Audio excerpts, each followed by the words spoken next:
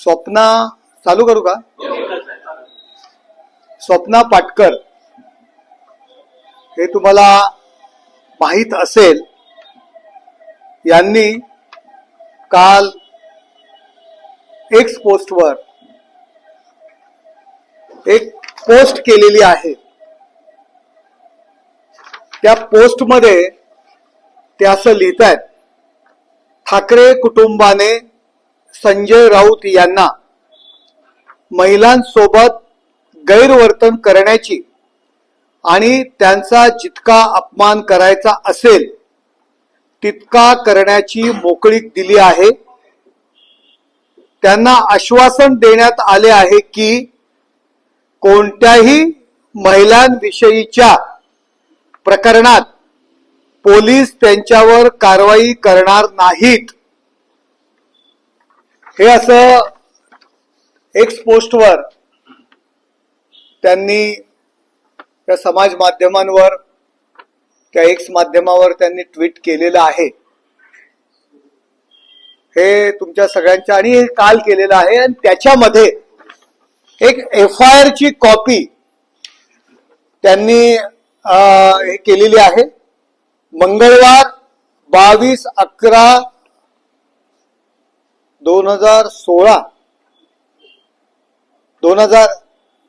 Police स्टेशनला माहिती मिळालेली 31/7/2022 म्हणजे त्या दिवशी दखलपात्र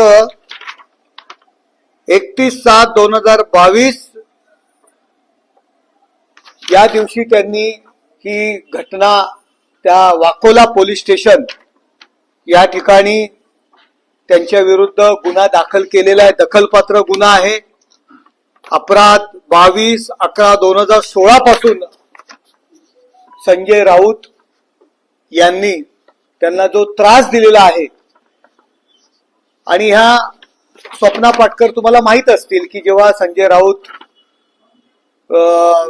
यांनी तो सिनेमा वगैरे काढला होता आणि त्यांच्या सगळ्या ऍक्टिव्हिटी, सगळ्या कार्यक्रमांमध्ये या स्वप्ना पाटकर या पुढे असायच्या. इव्हन त्या सिनेमाच्या निर्मात्या म्हणून सुद्धा त्यांच्या जोडीला त्यांचं नाव होतं. त्यांनी त्यांच्यावरती दखलपात्र गुन्हा जो दाखल केलेला आहे वाकोला पोलीस स्टेशनवर, पोलीस स्टेशनमध्ये 3 वर्ष झाली.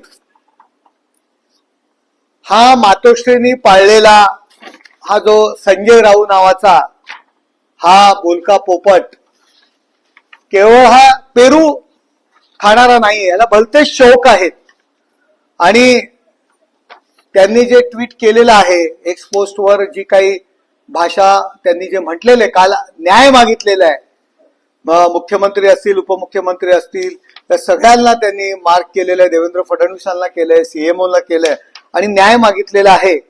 त्यावरनं तुमच्या लक्षात आलं असेल, युट्यूबवर जा, अनेक ठिकाणी त्यावेळी संजय राऊत यांनी या महिलेविषयी जी काही भ आणि ग ची बाराखडी वापरलेली आहे हे सुद्धा समाज माध्यमांवरती अवेलेबल आहे, ती तुम्ही पाहू शकता. आणि या संजय राऊत यांना कोणाचा सपोर्ट आहे, त्यांनी जी तक्रार दाखल केलेली आहे त्याला न्याय का मिळत नाही हा त्यांनी प्रश्न उपस्थित केलेला आहे. का दिशा सॅलियन सारख्या ज्या तरुणी आहेत त्यांनी आत्महत्या केल्यानंतरच त्यांचे वडील जेव्हा कोर्टात जातील तेव्हाच स्वप्ना पाटकर यांना न्याय मिळणार आहे का, हा सुद्धा एक प्रश्न उपस्थित होतोय. महिलांविषयी खूप मोठ्या मोठ्या भाषा करणारे आदित्य ठाकरे, त्यांच्याकडनं तर अपेक्षा नाही, पण उद्धव ठाकरे आणि रश्मी ठाकरे या प्रकरणात गप्प का आहेत, याचा हा सुद्धा प्रश्न निर्माण झालेला आहे. राज्यसभा सदस्यांना अशा पद्धतीची वागणूक करण्याकरता काही परवानगी दिलेली आहे का, असाही प्रश्न स्वप्ना पाटकर यांनी उपस्थित केलेला आहे. आणि म्हणून मुख्यमंत्र्यांनी या प्रकरणाची सखोल चौकशी करून स्वप्ना पाटकर यांना न्याय द्यावा ही मागणी मी शिवसेनेतर्फे आज या ठिकाणी करत आहे. स्वप्ना पाटकर यांना न्याय देण्याकरता आमच्या पक्षाच्या महिला आघाडी कडून सुद्धा मुख्यमंत्र्यांना निवेदन देण्यात येणार आहे.